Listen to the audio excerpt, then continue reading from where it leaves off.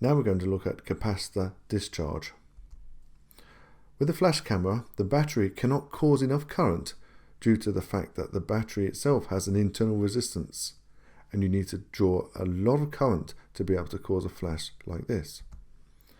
So we have to put the charge on a capacitor so that when this discharges, you have a large current, which means it discharges in a flash. Here we have the capacitor, which we're about to charge. We apply the voltage, the charge moves onto the plates. Let's say we connect it with 20 volts.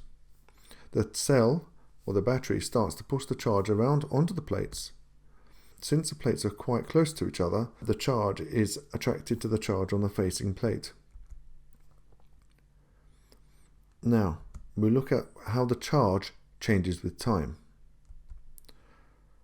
To start with, there is no charge on the plates. Then, first of all, the charge starts to move on the plates, and then the charge will increase. Here again, the charge increases, and we plot a graph of how the charge changes with time. As more charge goes on, the charge increases. However, it increases at a smaller and smaller rate, and the graph typically curves over like this. So as the charge starts to fill the plates, this charge that's on the plate resists the arrival of more charge. So this is what we end up with.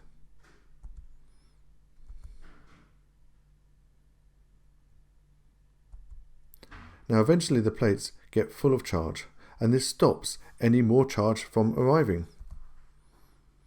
So the potential difference across the plates will be equal to the battery voltage, which is 20 volts in this case.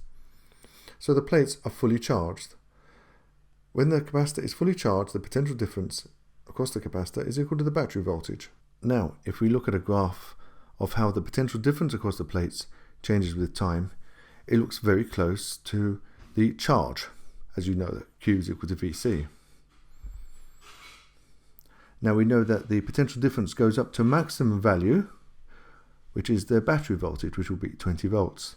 Now, how does the current change? You know, at the start, the charge is flowing freely, so we start with a large current, and they get smaller with time. So this is the typical curve of the charging plates. What is the relationship between the charge time graph on the left and the current time graph on the bottom right? Now you can see here that since the charge is changing a lot with time, we have a steep gradient. The gradient is the rate of flow of charge, which is basically delta Q by delta T.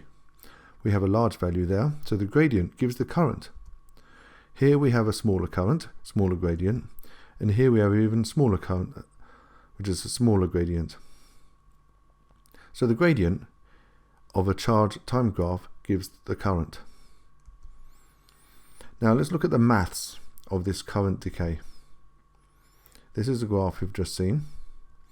This kind of graph, where values depend on the previous value and it forms this kind of graph, is called an exponential decay curve.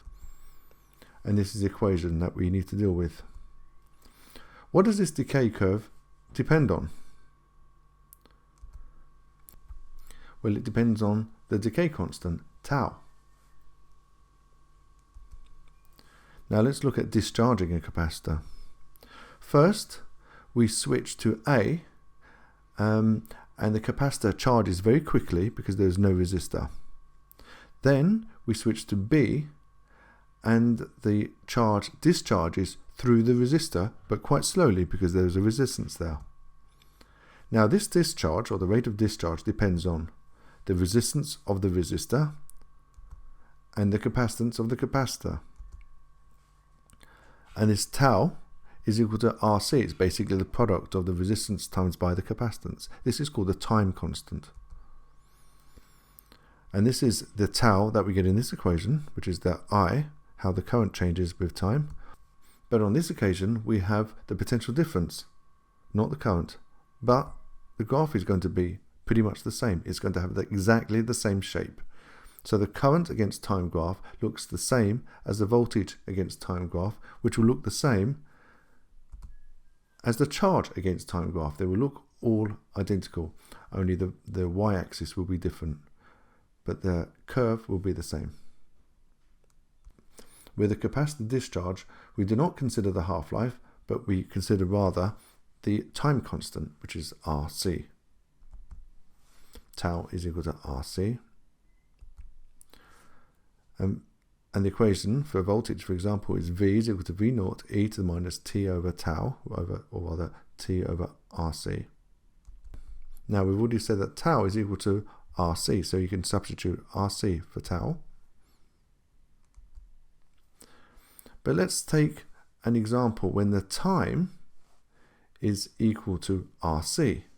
So we'll take this interval of time here, when that's equal to RC, this value here is going to be RC. So that's basically RC divided by RC will give 1. So V is equal to V naught e to the minus 1, or rather V is equal to V naught divided by E.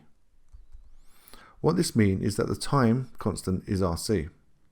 And after RC seconds, this is the time for the potential difference across the capacitor to drop to 1 over E, in other words 1 divided by roughly 2.7 of its original value. 2 RC is the time for it to drop to 1 over E times by 1 over E, which is basically 1 over E squared of its original value. And 3 RC is the time for it to drop to 1 over E cubed of its original value. So we start off with V0. This is the time for it to go out to an eth, 1 over E of its original value.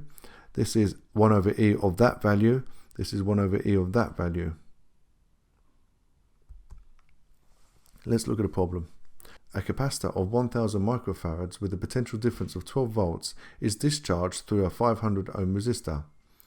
You have to calculate the potential difference across the capacitor after 1.5 seconds. So this is the equation. We're looking at the voltage, the potential difference, is equal to V naught e to the minus T over RC. Substitute the values, and we end up with a value of 0.6 volts after 1.5 seconds. Another problem, a capacitor of 1000 microfarads with a potential difference of 12 volts is discharged through a 500 ohm resistor. How long will it take to discharge to half its original value? Now this is the equation we use, or we could use this one. We could find that the time taken for the voltage to half, or the time taken for the charge to half, or the time taken for the current to half. They will all give the same value in time. But let's take charge, for example. Q is equal to Q naught e to the minus T over RC. Now let's say if it's going to half its value, this charge is equal to half of the original charge value. So 0.5 is equal to E to minus T over RC. Substitute the values. So 0.5 is equal to E to the minus T over 0.5. But we need to get rid of the E, so we need to find that natural log of both sides. The log of 0.5 is equal to minus T over 0.5. And that gives a value of T is equal to minus the log of 0.5 divided by 2, which is 0.347 seconds. So to summarize, this is when we get a discharge through the resistor. The graph for the voltage across the capacitor will look like this. These are the equations. Tau is equal to RC. This is the time constant for that circuit. This time constant, RC, is the time for the charge or the current or the voltage to drop to 1 over E of its original value.